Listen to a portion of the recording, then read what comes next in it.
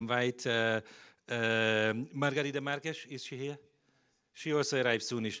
Dragos Pislaru. They also invited. Then I have a more certain guest. José Escrivá, Minister of Inclusion, Social Security and Migration from Spain. Please take your seat on stage. And also Vandenbroucke, Deputy Prime Minister and Minister for Social Affairs and Public Health of Belgium. Welcome, and as soon as you finish your text message, you're also welcome on stage. Look, when you have, as you will in a couple of minutes, a group of policy makers from the European Commission, from Council, and the European Parliament together on stage, then you are facing a microcosm of European Union policy making. And in this moment, it's not any set of the policy makers, but it's about something which the European citizens will find very, very important in the next 8 months. Because whatever the main subject which we think about for the European Parliament elections, you can make sure that for the citizens, the social question is important. In whichever state they go to vote, they will ask, is the European Union with me or against me when I'm facing my daily concerns, when I'm facing the cost of living crisis, when I'm facing lots of pressures at my workplace, and also the budgetary conditions of my family. And this is indeed a special time after so many shocks in the previous years, because the cost of living crisis is some kind of accumulation of all these various shocks. And indeed, whether in the conscious or in the subconscious, you will see that these questions will soon come up. So I think at this stage, when the Spanish presidency is close to completion, and the Belgian presidency is close to taking over, we believe that these questions will come progressively to the fore of the policy debates and the policy making as well. The panel will have an easy title, The Way Forward, right? So you have seen this sequence of very focused discussions, and in a way, the policymakers on stage will be free to elaborate, with my help, on specific aspects of the discussion. I think it was really refreshing for an introduction to hear this presentation by Professor Banerjee. I hope it helped you to forget the previous panel, which was packed with fiscal experts, which of course is a very important one. But I think what you detected in the fiscal debate, that in terms of methodology, we haven't really reached the necessary level of clarification in the last 10 years. But it's not simply a technical debate between different experts of public finance. I think it also means that there is a paradigm gap between different representatives of institutions or offices. Sometimes the national background also matters. From this point of view, as you know, the Hungarians are always objective because we are outside the Eurozone. We are not participating in this polarization between different opinions, north, south, and all the rest of it. Now, so if we are aware of these paradigmatic debates, you may wonder if whoever introduced this concept of the social investment in the language of the European Union, he probably wanted to put his name next to Schrödinger, because there is this amount of ambiguity in this concept. It appeals to social policy, but through the notion of investment, of course, there is a strong foot on the side of economics as well. So in a way, when the concept of social investment was introduced for discussion and policy making about 10 years ago, indeed, it was not simply in order to find a new motto for social policy in the European Union, but also to insist that the social policy making makes sense if it's also connected with economic governance, right? So you have to open a new chapter, a new liaison between the social policy and the economic governance, budgetary issues, in order to ensure that the policy is not developed in isolation, in some kind of silo. But there is a strong connection, interaction, if necessary, debate between the different streams of policy making.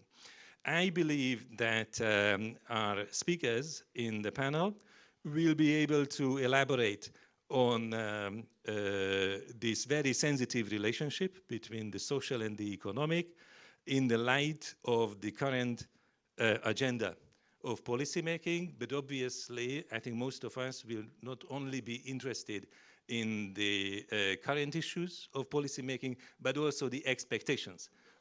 What key issues might come up at the time of the parliamentary elections, and also afterwards when a new group of leaders would enter office with potentially a new agenda, but much of this new agenda is already being cooked somewhere in various expert groups and offices. According to the plan, we would like to start with Commissioner Nicolas Schmit, who I welcome because he has arrived.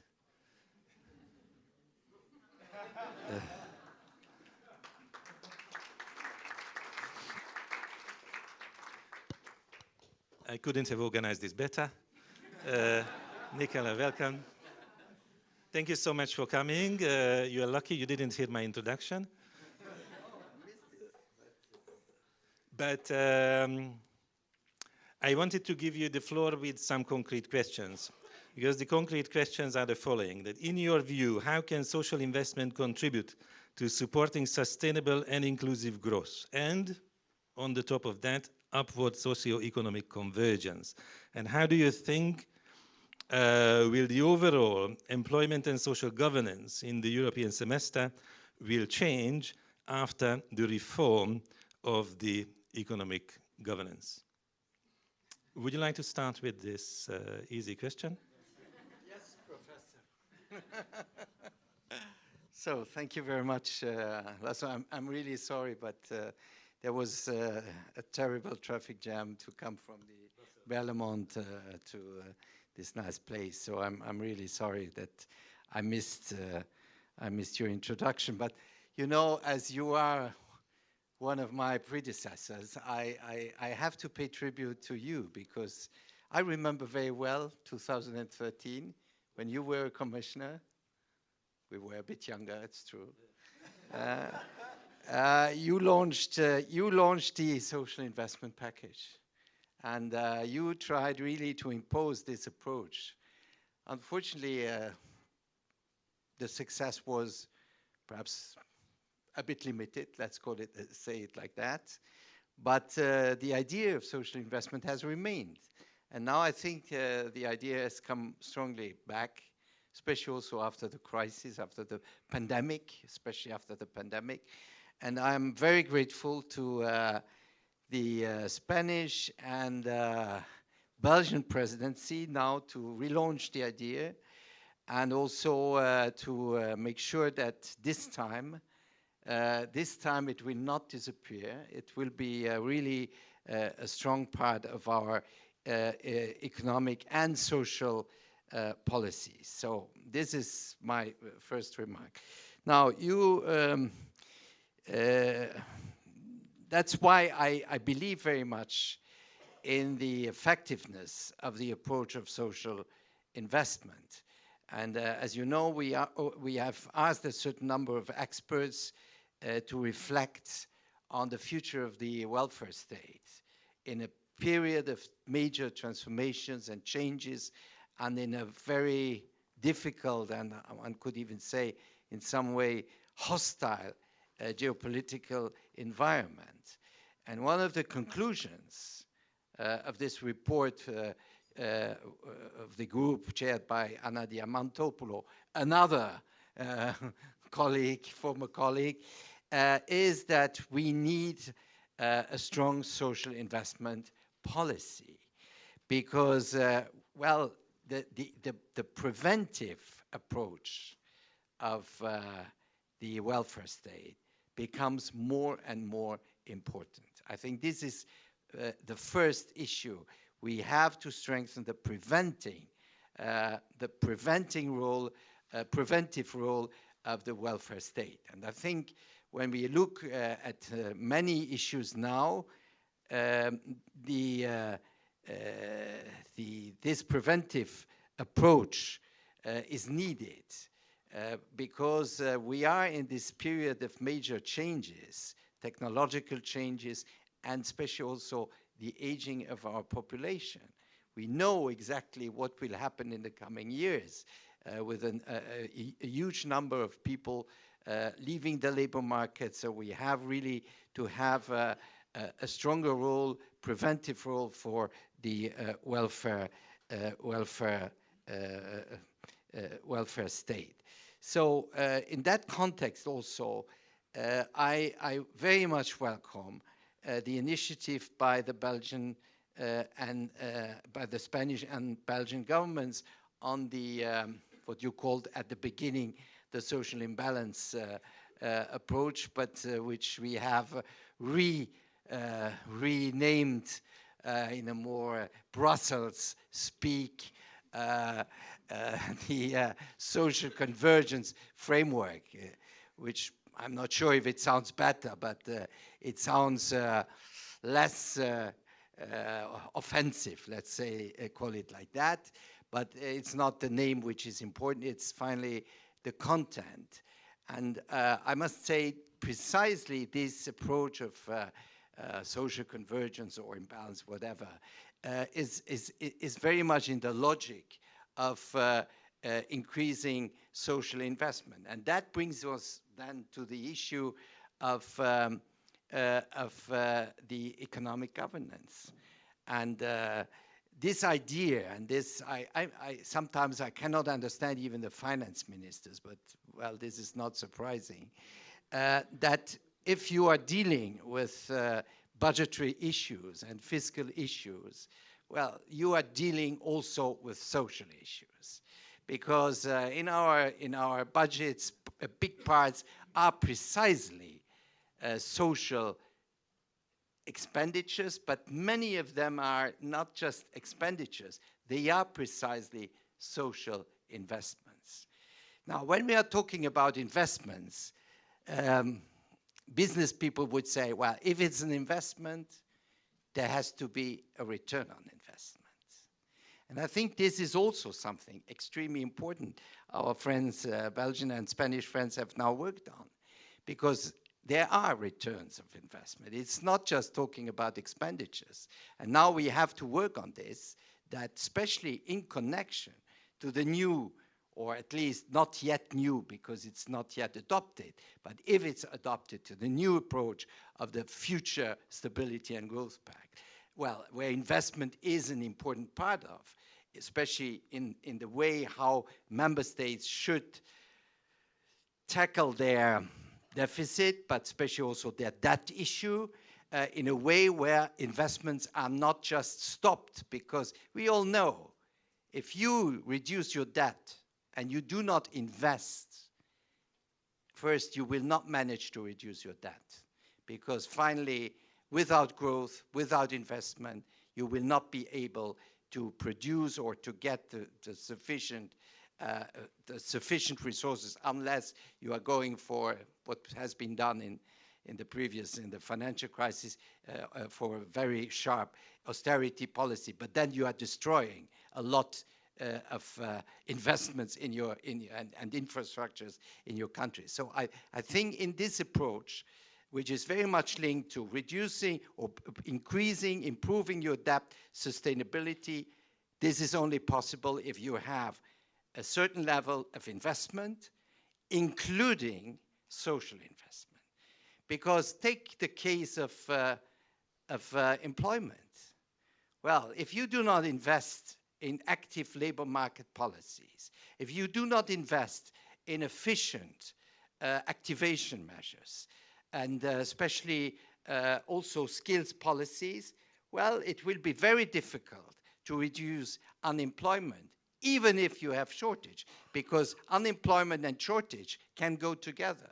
It's not because you have high unemployment that you have no shortage. You can have shortage of skills and at the same time high unemployment. This is the mismatch on the labor market. And this can only be corrected through a high level or good level of investment in better labor market policy. So there is obviously a return, which might not be immediate. And this is the point, because social investments, there is a return, but it's not always easy to clearly identify the period when you get the return. But this is one example, and there are many others. So I think to promote this approach on social investment, together with a sufficiently flexible fiscal policy framework, I think this can, especially in a time of major transformation, which has to be finally accompanied by a high level of investment, because we will not manage the Green Deal and the objective of a carbon-free economy without major private investments, obviously, but we all know when we are talking about private investments, people will say, and what are the subsidies, what are the fiscal or the taxation advantage we get if we invest? So there is also, even with private investment, and we see it in the US, by the way, a clear impact on public finance and public investments, absolutely. Public investments in infrastructure, in many other areas to make the economy more sustainable. And this is the only way to produce sufficient growth also to cope with the debt objective and the objectives in terms of reducing our, in some member states at least, the debt levels. Thank you. Thank you so much. I need this microphone. Thank you very much. And I welcome Margarida Marques. Thank you so much for joining us. In the previous panel, which you sadly missed, we actually heard a lot about the importance of designing an EU fiscal framework that can incentivize both reforms and investment. And we know you worked a lot on this question. We follow your work with admiration. And I think it's also well known that you put forward some concrete proposals. So maybe in your intervention, you could explain the state of these negotiations and how, in your view, social investment could be taken into account in the current stage of the discussion.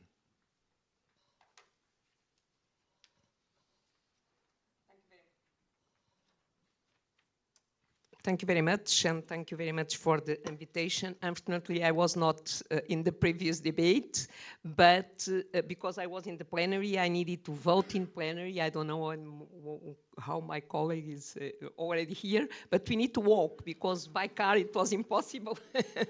It was impossible because we stopped and we stayed, so we decided to walk.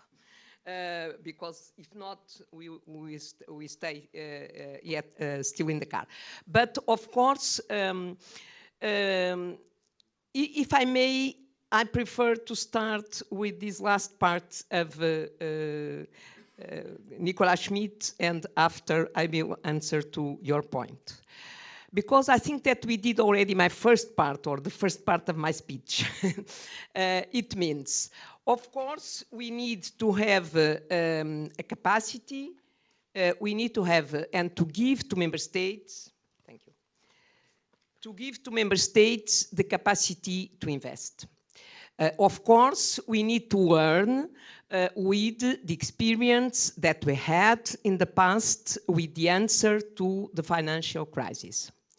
We need to compare the answer and the impact of the answer. It means concerning economic growth and investment and social rights. And I know very well the situation in my country. I'm Portuguese. and the answer that the European Union could give to the COVID crisis and after Ukraine. I think that we need to compare the situations to understand exactly which answers we gave one time and the second time. And the first, on the financial crisis, the answer was to reduce investment, and the first priorities were reduce debt and deficits. The answer for COVID was exactly the opposite, was to suspend the rules. So we not demand to member states to respect the 3% and the 60%. So we need to learn with lessons. Second point, of course, we are discussing the revision of the fiscal rules. I'm the co-rapporteur in the European Parliament with an MEP, EPP. We prepared our draft report, and we have the intention to have the vote in plenary in this December session, and more or less at the same time that the Council will vote on ECOFIN. In ECOFIN. So it means that after, we know that the Spanish presidency is very committed to have this decision before the end of the Spanish presidency, and Nadia Calvino is full committed to have this agreement before the end of the Spanish presidency. But of course, I'm sure that if you have, as European Parliament, we have our mandate, and the Council will have its mandate, we can start the trialogues with the Belgian presidency. It's why it's very important that I can see that you are working together, because I feel that we have exactly the same ambition. It means we, and this is the state of the art concerning the negotiations, we need rules that put debt reduction and investment exactly on the same footing. Because of course, we need to have rules, we need to have credibility on the rules, and credibility means credibility near the financial markets, but also member states, because member states must respect and have the ownership of the rules. So it means that this is an exercise that we need to find a way, and I can say that nowadays the key word is safeguard. Which safeguard is the key word on the debate is safeguard or safeguards, plural. We need to find a way to reduce debt, but of course, giving member states room of maneuver to promote investment. And I fully agree with you, we only can reduce debt if we can invest. And I think that the situation, it's not a good example today, but the situation on the evolution of the economic growth in Portugal, it's clear. So now we have a debt this year less than 100%. 2 years ago, we had 130%.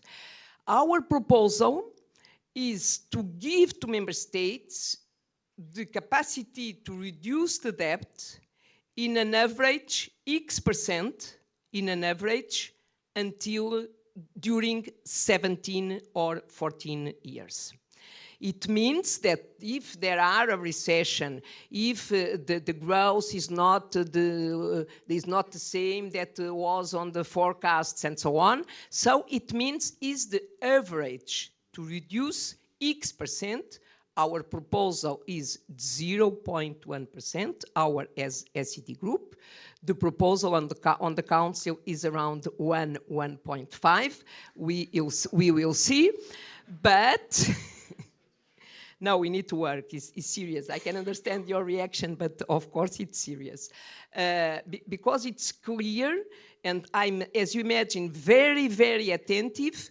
Since the first landing zone put on the table by the Spanish presidency and the last document that was put on the table last Friday and discussed tomorrow in ECOFIN Council.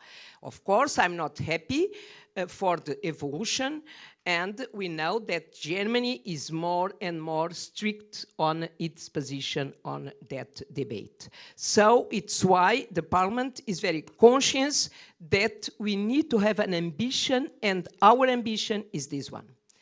And I'd like to say that this is the only way to have, if you can speak on the 4 priorities for investment, thank Nicolas to introduce on the 4 priorities the European Pillar of Social Rights.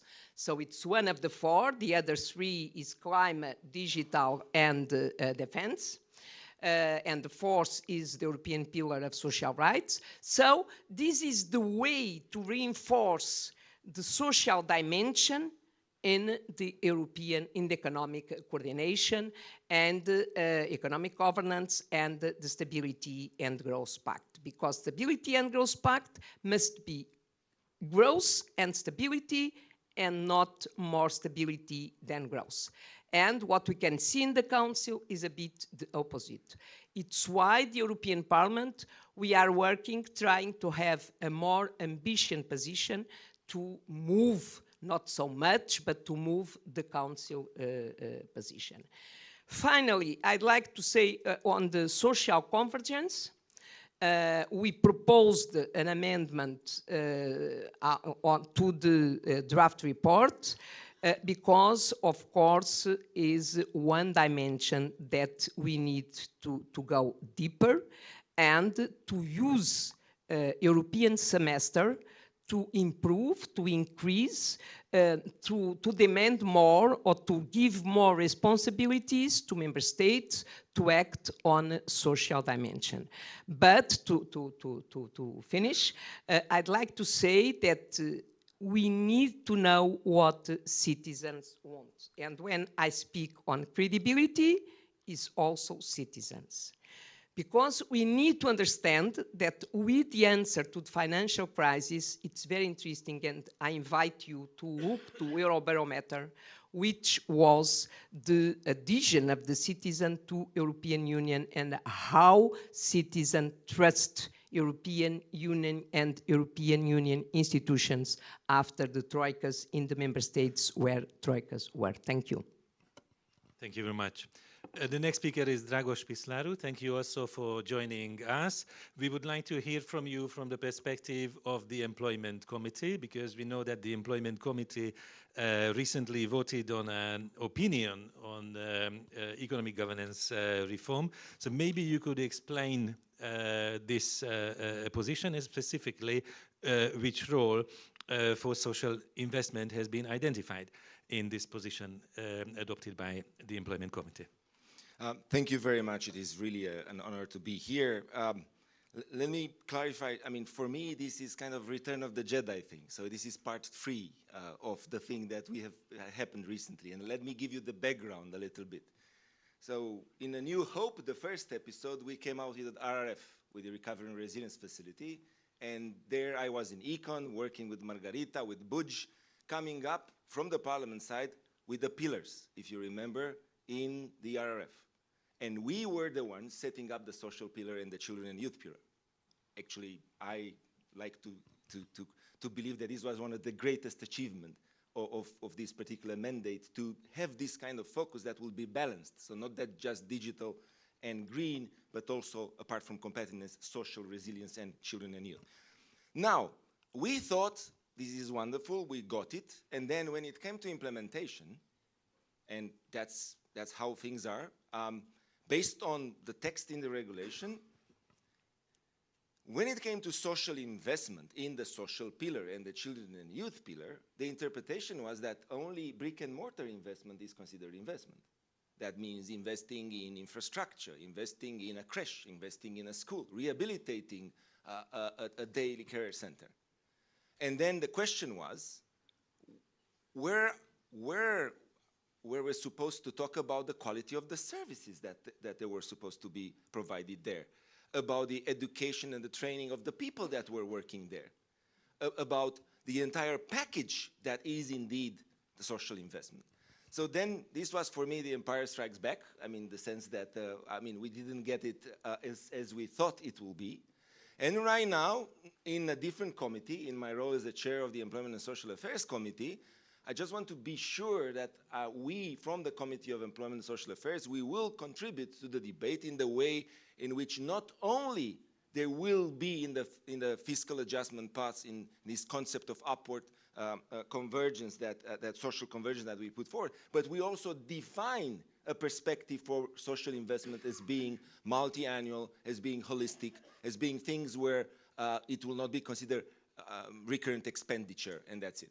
And that's, I think, is something that we a lot here share, because, when I was a Minister of Labor, I always went to the Minister of Finance asking for more money, and that was considered expenditure. And I was arguing at that time that this is not expenditure, this is actually something that is going to save money for the budget in a very short amount of time. And I really want to use this opportunity right now, because we are here, I think, a majority of economists dealing with social issues, which is kind of really important, because this is an interdisciplinary thing.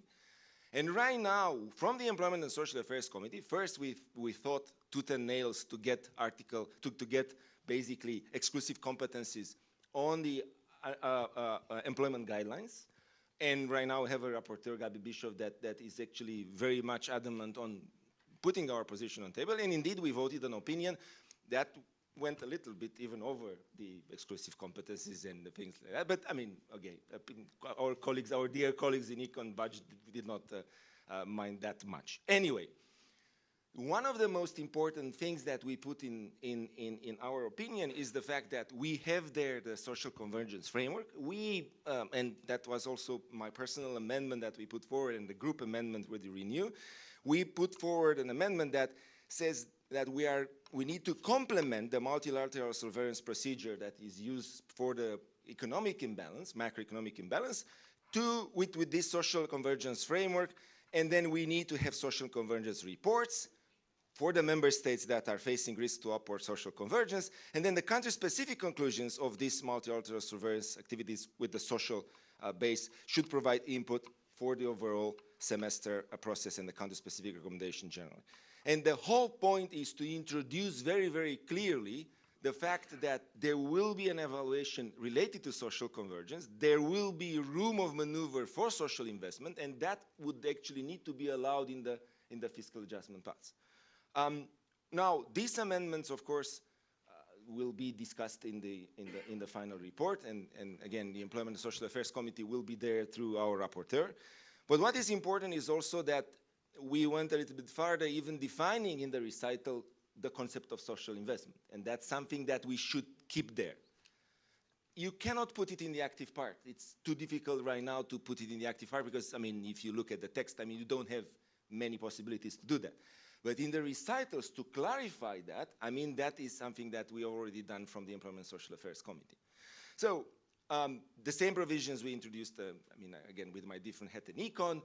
And right now we are expecting that all these nice ideas, should be used to get a powerful and ambitious report, and have no doubt with Margarida and our colleagues we are going to do that.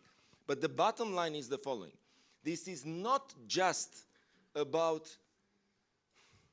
the way we look at deficits and debt. Of course, that's probably one of the most important things. But it's also about how we see investing in the social sphere and delivering on the European Pillar of Social Rights, not just as theoretical exercises. And the fact that the joint presidency, the Belgian presidency and the Spanish presidency, we have right now the high-level group on social investment, and you have been discussing this morning earlier about it. The whole point here is to redefine the concept of how we look at investing in people. Very, very simple. You cannot have buildings separately and people separately. You cannot have early education, early childhood education and care just by building creches.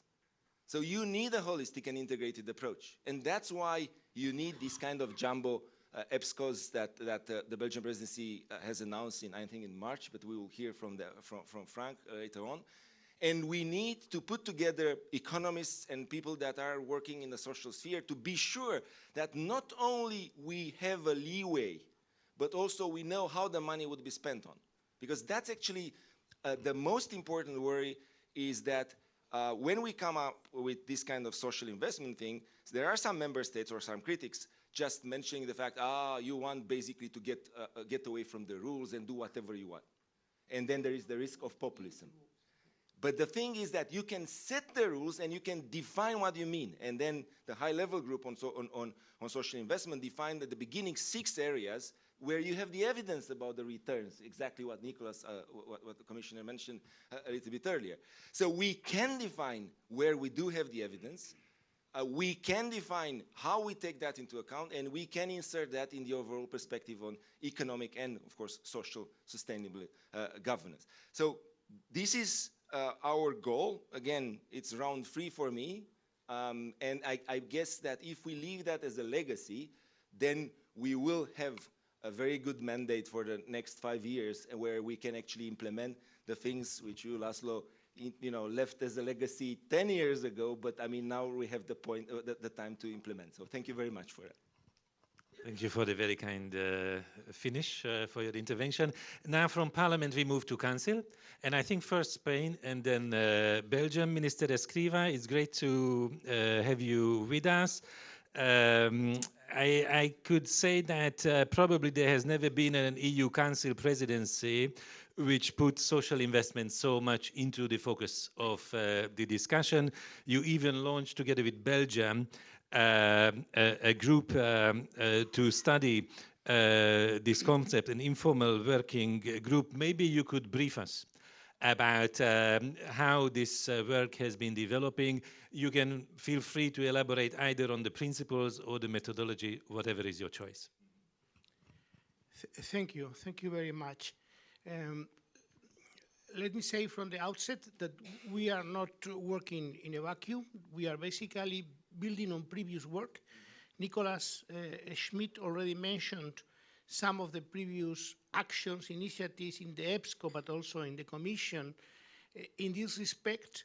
And I would say a further underpinning that was mentioned earlier today for this, what we are doing in EBSCO, I will mention immediately, is, of course, the Commission proposal for a new regulation of the preemptive arm.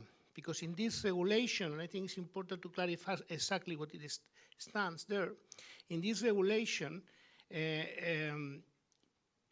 member states can be given flexibility in terms of the number of years they need to achieve a certain debt reduction, and this flexibility could result from the inclusion in the medium-term structural fiscal plans of certain investments, and the Commission proposal refers to investment in the fields of green and digital transition, but also policies associated to the European Pillar of Social Rights.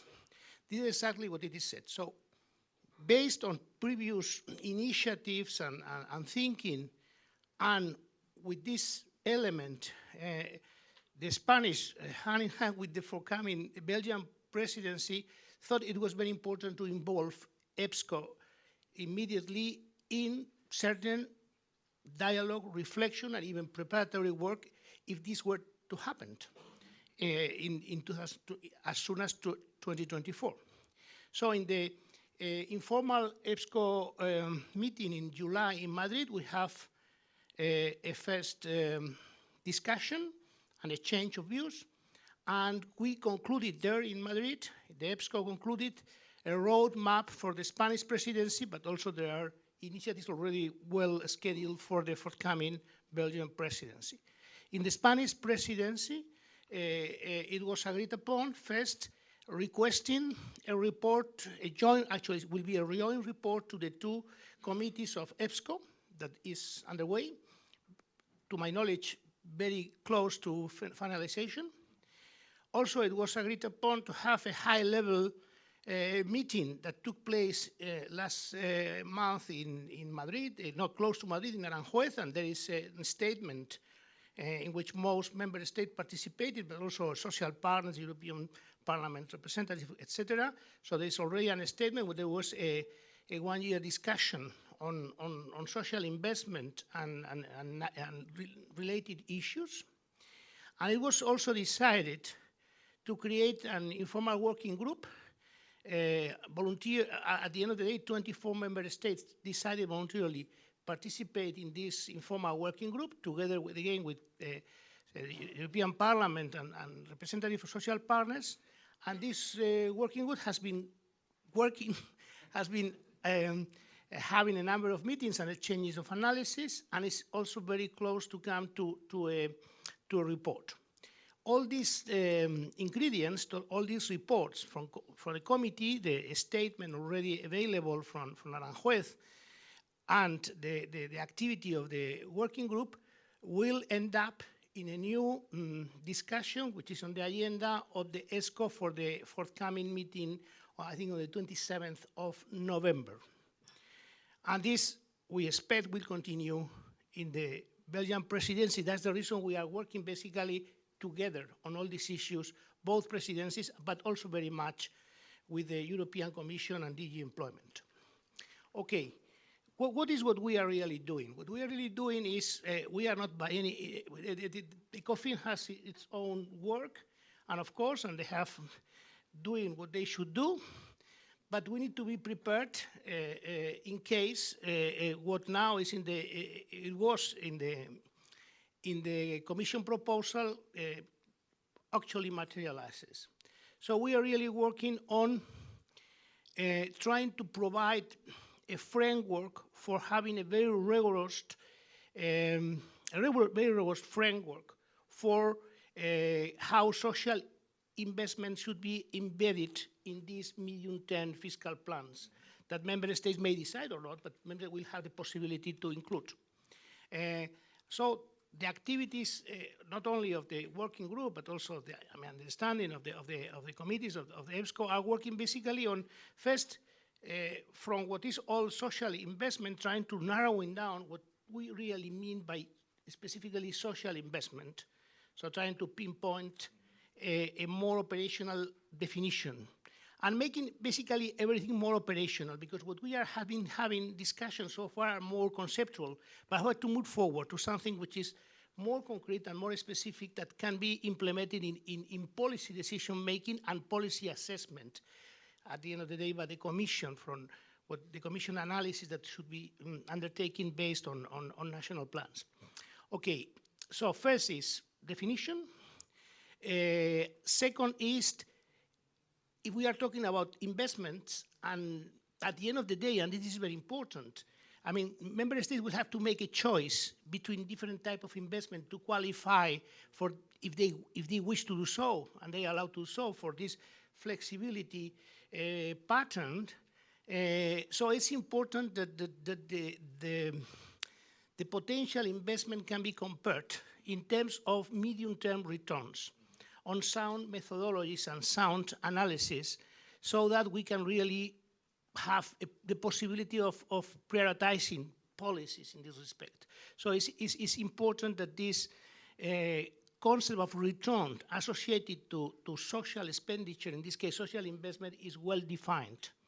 And finally, and I don't want to make use of too much time, because this could go, we could elaborate a lot on this, but simply we need a methodological framework. So at the end of the day, and I think this is very much in line with what it was mentioned before from one particular perspective by Nobel Prize Banerjee, we need methodologies, frameworks, which would be suitable in order to assess basically what really is needed here, which is what are the medium and long-term impacts in terms of effects on the economy in different dimensions from particular type of investment, in this case social investment.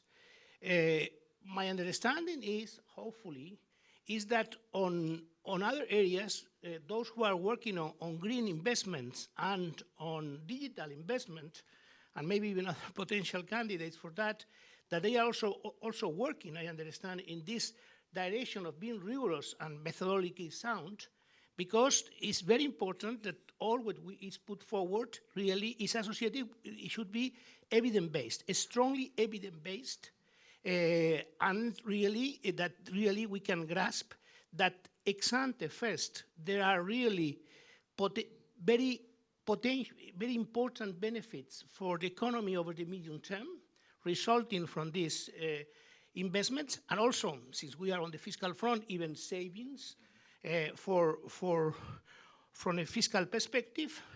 This is very important, and also that there is a methodology for ongoing monitoring of how these investments are evolving over time, since they are really, their effects are not normally short-term.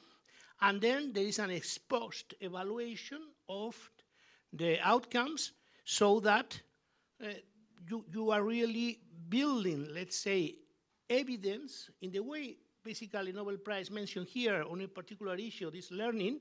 You are really, the Commission probably centralizing could really are building evidence in order to assess more easily ex ante future policies and deciding the continuation or discontinuation of certain policies. But it was mentioned as scaling up. I think for all this, you need a very sound and rigorous framework. And this framework needs to be created, or at least need to be, the contour of this framework need to be very well designed. And this is really badly needed, and the sooner we start thinking about that, the better. And I think that the EBSCO, of course, is the appropriate body at the council level to do so. Thank you. Thank you very much. And finally, I would like to ask Deputy Prime Minister Vandenbroucke, who I'm sure you know in the past 25 years or even longer, has never been disconnected from this policy debate, either politically or intellectually. And as we already heard, is also planning a jumbo ECOFIN and EBSCO, which was many times talked about, but it's probably going to materialize. And I would also like to highlight that Frank has been among those who introduced the concept of a social union into the political and the policy debate. And I was just wondering whether this extraordinary tandem of Spain and Belgium is bringing us closer to this concept of a social union in reality. Thank you, László, for your kind words, and thank you for having me. A few reflections.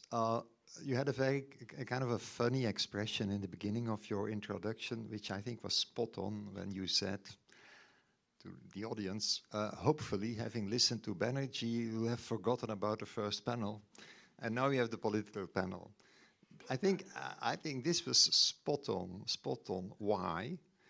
To be very open and honest about what I think, if you listened well to the first panel, which was absolutely worthwhile, it was immediately clear. I think also thanks to the paper by Vincent of the Netherlands Institute for Politieke Economie, it was immediately clear that it is very difficult to square our intuition of social policymakers, that there is such a thing like social investment, to square that with this governance framework, to fit it in that framework.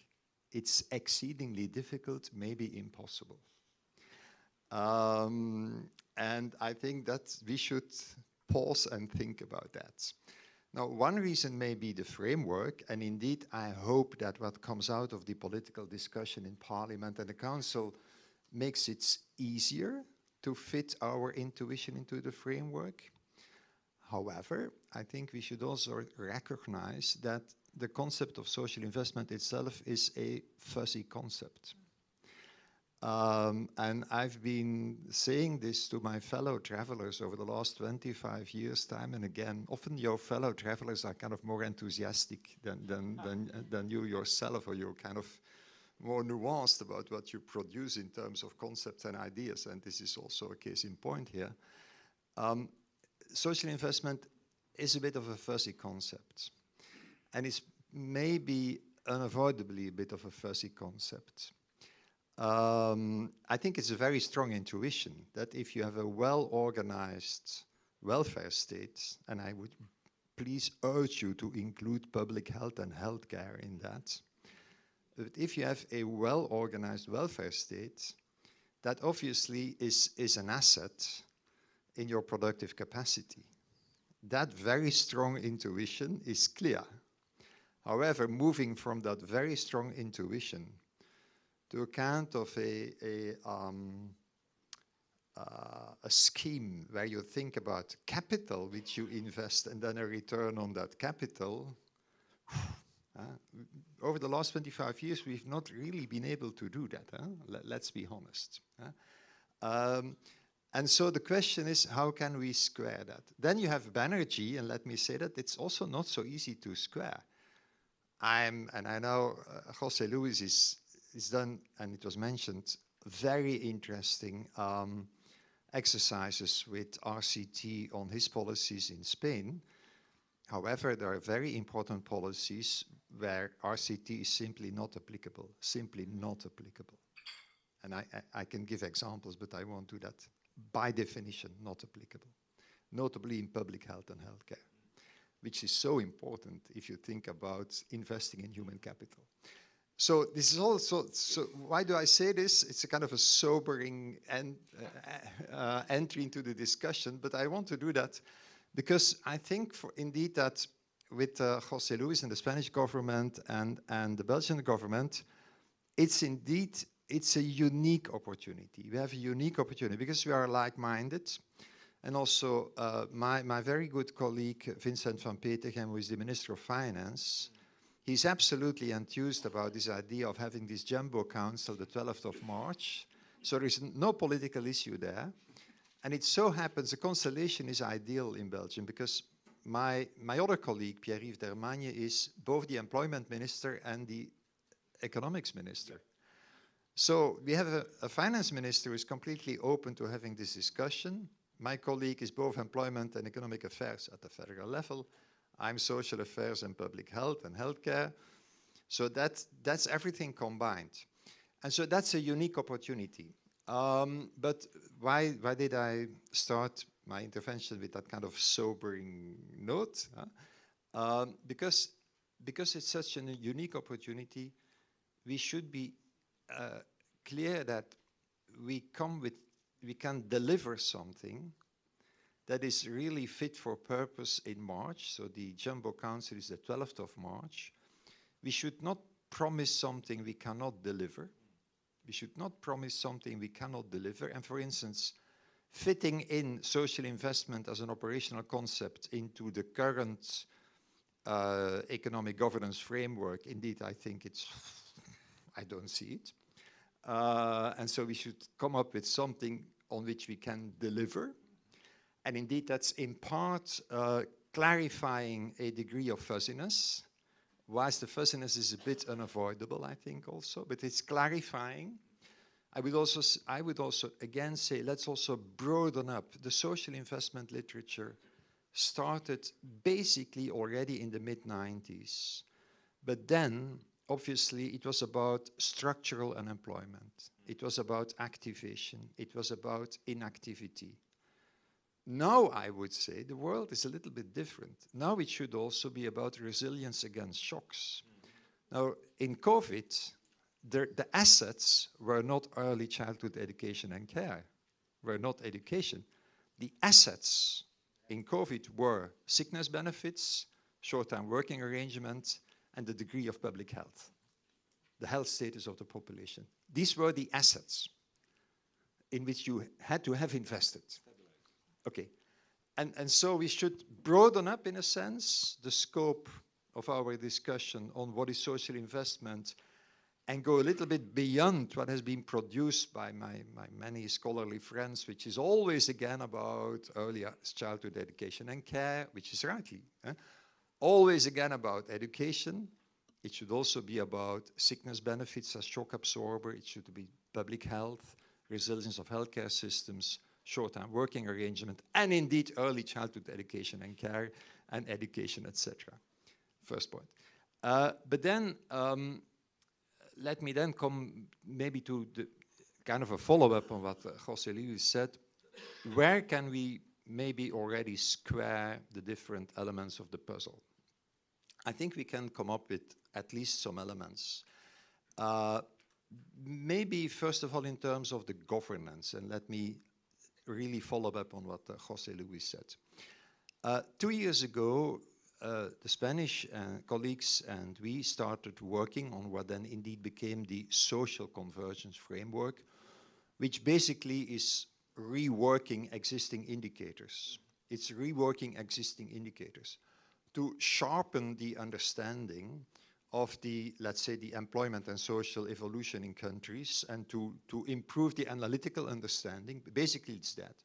Now, when we came up with it, it was 2 years of discussion for this. Okay, but now it's done, it's accepted, it will be integrated. I hope, oh, Nicolas, you should integrate it into the semester. Eh? But we hope it will be integrated in the semester. Now, 2 years ago, many colleagues said, yeah, but what's the added value? I did understand that kind of skepticism.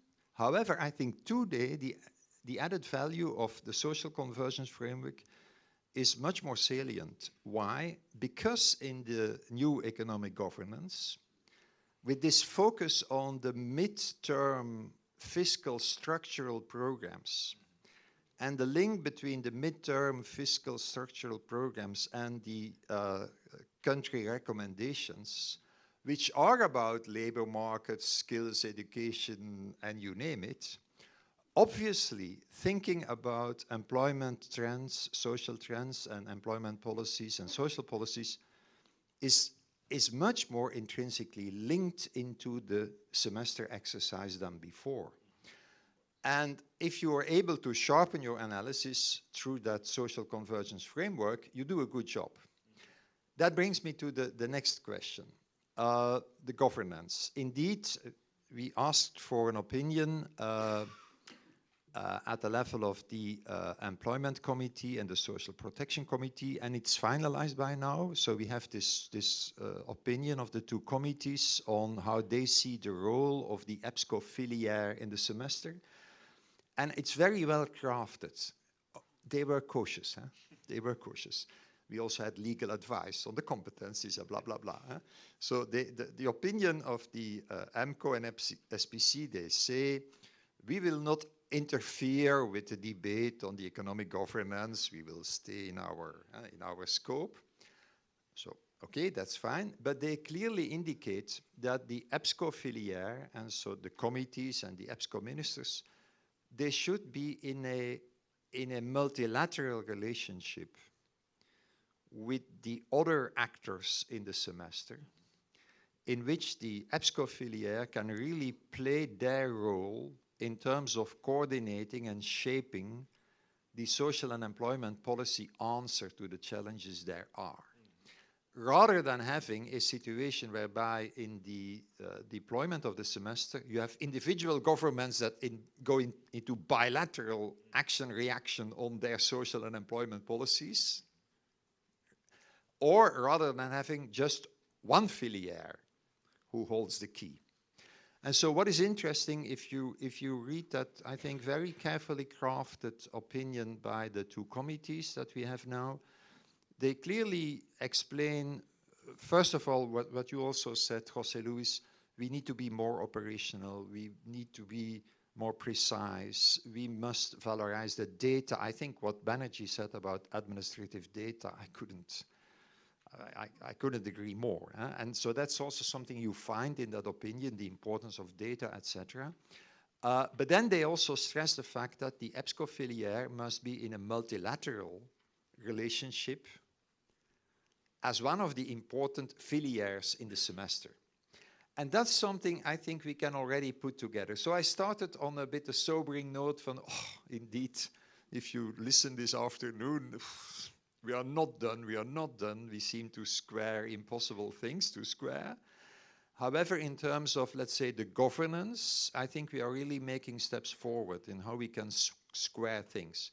And so the next challenge indeed is for, I think, the Spanish government and us, but many other governments are now interested and working with us in the informal working group on the preparation of that jumbo meeting. We should, for that jumbo meeting with our finance ministers, colleagues, and economics ministers, we should come up with a really robust idea on how to fit in this intuition on social investment into the economic governance. There's still work to do there, but I'm hopeful we can do it. Thank you very much. Thank you, Minister Escrivá, for the participation. I think you probably realize that we are a little bit in the excessive deficit procedure regarding the planned time. Do we have a little time for, do we have a little time, panelists? Let's make, because of the generosity of the hosts, one round of questions. I think we have been inspired by the 5 interventions of the Commissioner, MEPs, and ministers. So there are microphones for the audience in case there are a couple of questions you may raise. Let's just make one round, and we allow the panelists to answer in short. I can see one hand over there, and then let's see if there are other questions potentially. So thank you very much for the very interesting panel. I have a question, maybe primarily for Minister Vandenbroucke, as your discourse triggered that question. You mentioned all the social welfare system, and you label that as an asset. So, this triggers in my mind the idea of seeing, this social well-being system as a type of capital. Is this not the time in policy making, if we are reviewing the whole fiscal framework and we speak about social capital, to also reflect on what this framework is built on, which is public accounting standard, and should this accounting system be reviewed as well, be it for social purposes, but also for environmental transition purposes, as we see that all the corporate accounting standards are currently being reviewed and worked on by several bodies. What about the public accounting standards? Yes, before you. Thank you. Hi, I'm Rina Badiani Magnuson from the World Bank.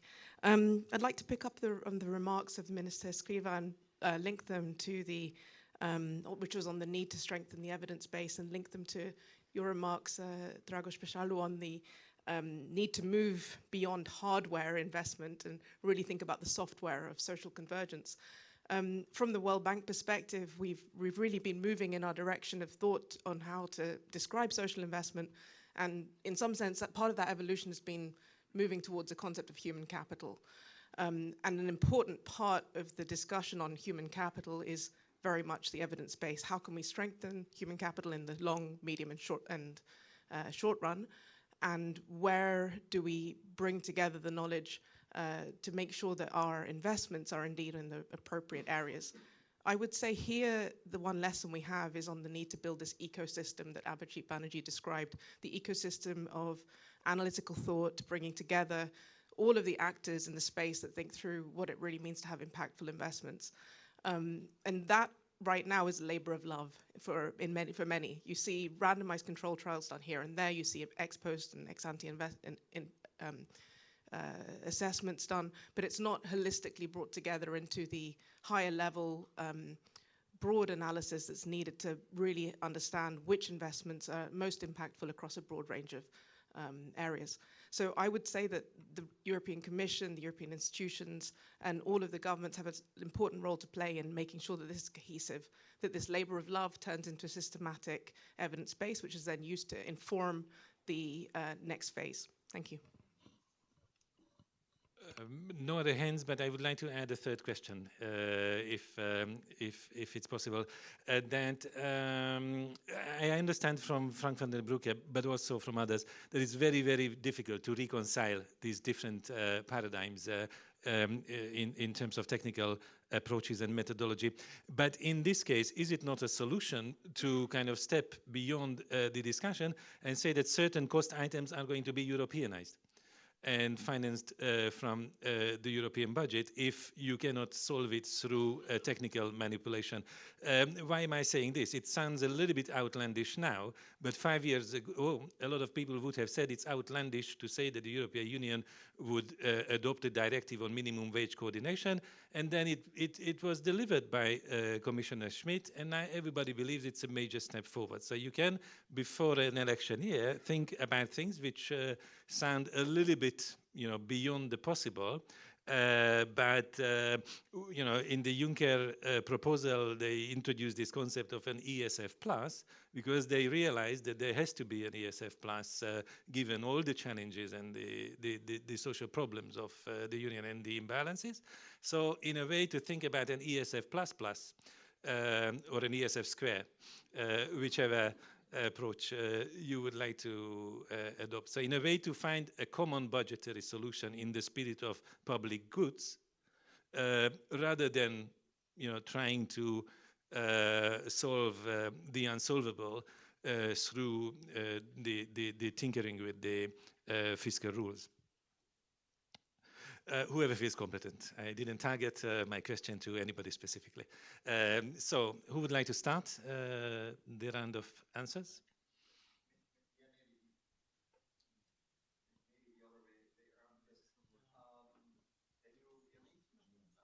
Press the button.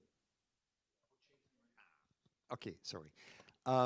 Yeah, very quickly. On the first question on if I say that a welfare state is an asset, should I then completely review the public accounting? I'm not sure, and it's simply not so very easy. But I think in the next intervention by the World Bank colleague, a very good tip was given. Human capital is probably key when we want to make more precise and operationalize the concept. Let me give again my example. When you are confronted with a pandemic like COVID, if you have universal guaranteed pay for people who stay home and sickness benefits, if you have that universally, you can say as a minister, stay home, don't infect your colleagues. If you don't have that, you cannot say that. If you can say when you're confronted with a pandemic and you have no vaccines, stay home. Thanks to the fact that you have universal sickness benefits, that scheme of sickness benefits is an asset, but it's not a capital investment. You cannot qualify it as a capital investment, it's a cash flow. However, it protects human capital. It's about the protection of human capital. So the essence, I think, is that certain social policy schemes build up human capital, protect human capital, maintain human capital. And that's the reason why public health is also so important in the thinking about social investment. So my feeling now is that if we want to be more precise about what this is about, indeed the human capital as a central element in the thinking, is a very good answer. So I'm grateful for the intervention by the WHO colleague. Then very briefly, I think, László, yeah, you are absolutely right. Coming up with European policies that are funded on a collective European level is part of the answer. We've seen that with SURE. SURE was a prime example of a European social union, I would say, of shock absorption at EU level, protecting employment relationships and thus protecting human capital. It was a prime example.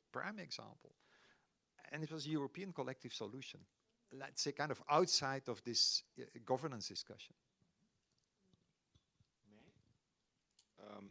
So yeah, let's go like that. Yeah, it's simpler.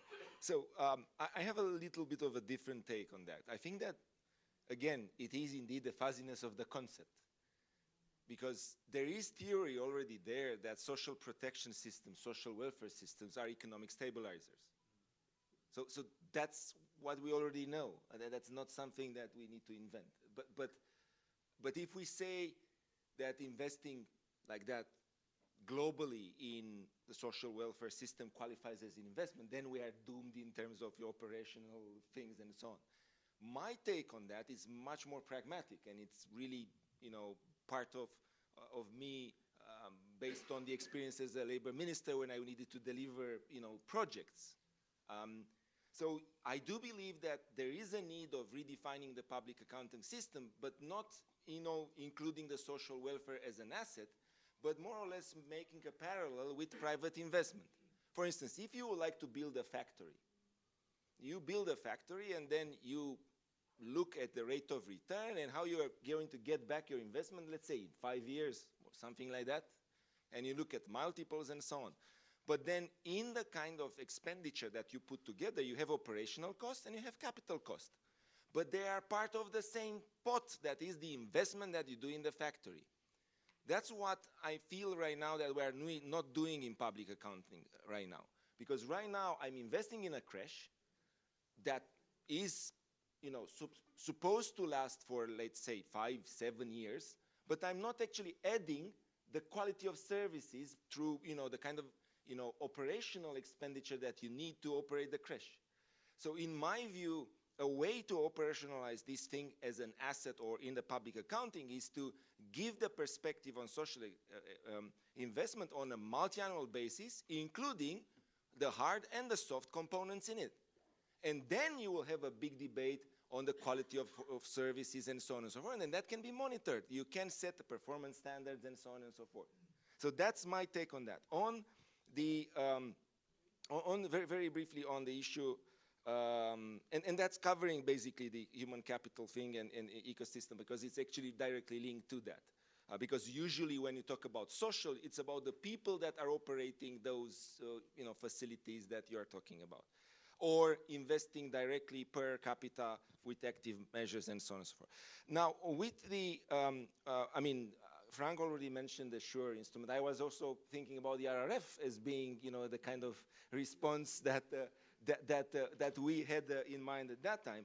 And indeed, as politicians right now, because I'm not a technocrat anymore, as politicians right now, I think that we should raise the ambition, raise the bar on that.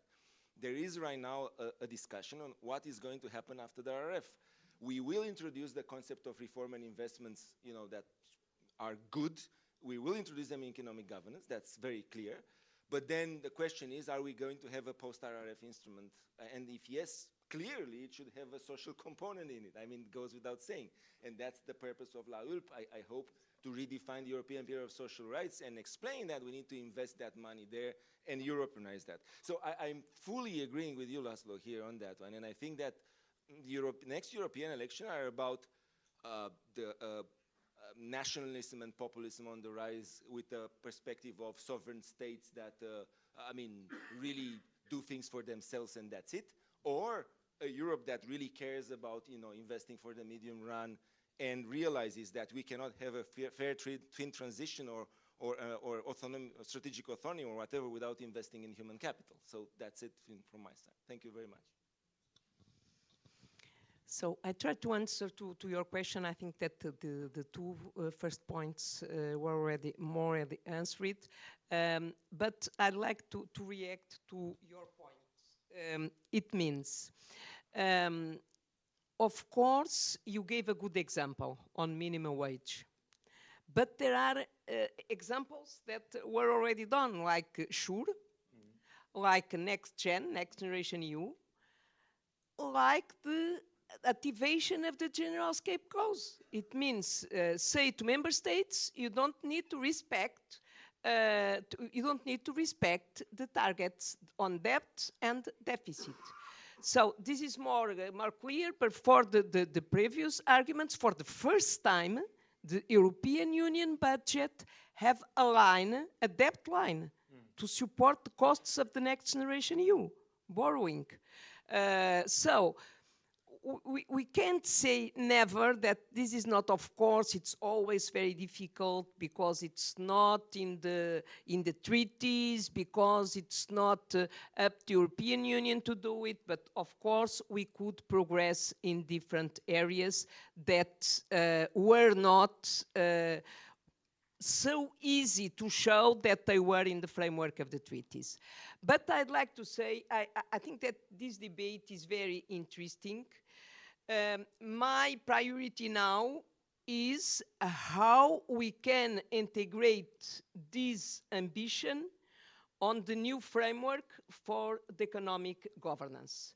So this is the key point, is why, for example, we propose we propose to introduce on the control account exactly to assess the investment and assess the investment on social, climate, and digital.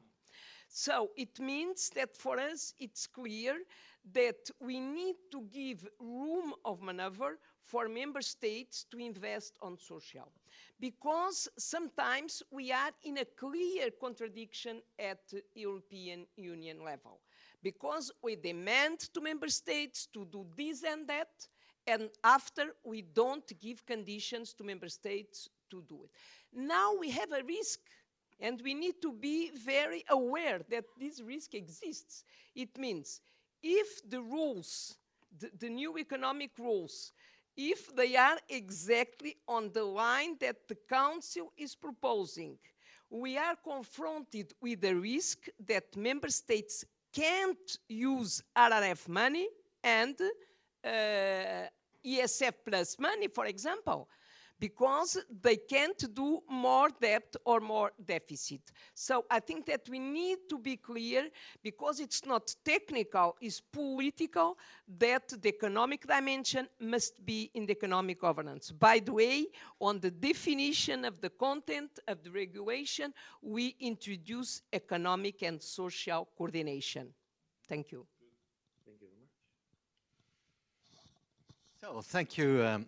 First, I would say I fully agree with the importance of human capital or social capital. And this is, in my opinion, also very much linked to this new idea which has been integrated since the adoption of the Recovery and Resilience Fund, because finally we have discovered that resilience of our societies, which means more or less the capacity of our societies, so broader than just the economies, is how are we able to resist and to manage shocks. And I think we are in a time where there are a lot of shocks, because also if I take artificial intelligence, technological change, it's in a way a shock against the normal situation we thought would continue. So I think this idea of social or human capital is, in my opinion, central. Now, I agree that it is very difficult to measure always, or to integrate this idea, what is the return on invest? Because every finance minister will tell you, well, tell me you want this money, what is the return? How fast can I finally calculate that this helps me to reduce the budget deficit, the debt, or to increase eventually the public income? I agree that this is not easy, but it's not easy for all the measures of what we call social investment. Is it so easy for all other measures? I follow now the debate in some countries who have finally not bad records on public finance, but who notice now that their bridges are all broken because they haven't invested in their bridges. And they now discover that this has an enormous cost for the economy. It has an enormous cost also at the end also for their public finance, because now they have to invest all the money in a very short time. So I think we have to convince that at the end there is nevertheless, even if it's not very precise to calculate and so on, there is a return absolutely, and therefore the social investment has to be taken up in a flexible way. I agree, in a flexible way. Now, my last observation is on the RRF. First, the RRF has proven to be also involved in social. Thanks, by the way, to the European Parliament, absolutely. But also we have tried in the Commission to push very much for integrating the dimension of the social pillar elements there. And it is clear about 28%, because there are calculations how much money is going to social and so on. We consider that about 28% of the money of the ERF is going to social investments. And if you invest in vocational training, for instance, this is a social investment. There is obviously a return, especially when you are in a period of labor and skills shortage. And this return might be relatively short term. So I think there are good arguments for that. And I agree, we have to think about what comes next, because it is clear if we are in a logic of resilience, we are in a logic of convergence, we are in a logic of correcting social imbalances and also of cohesion inside the European Union, territorial cohesion, member states, regions. Well, we need strong financial instruments also at the level of the Union. Otherwise, we will not cope with this.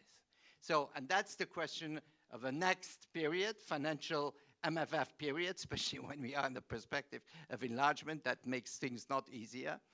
And second, I think we really have to imagine a kind of instrument similar to RRF, even if hopefully we do not have a new pandemic. It's nevertheless important to imagine something to keep the Union together and also to reduce the imbalances or to improve the convergence. Thank you. Thank you so much. And I would like to thank everybody, the panelists, the active audience.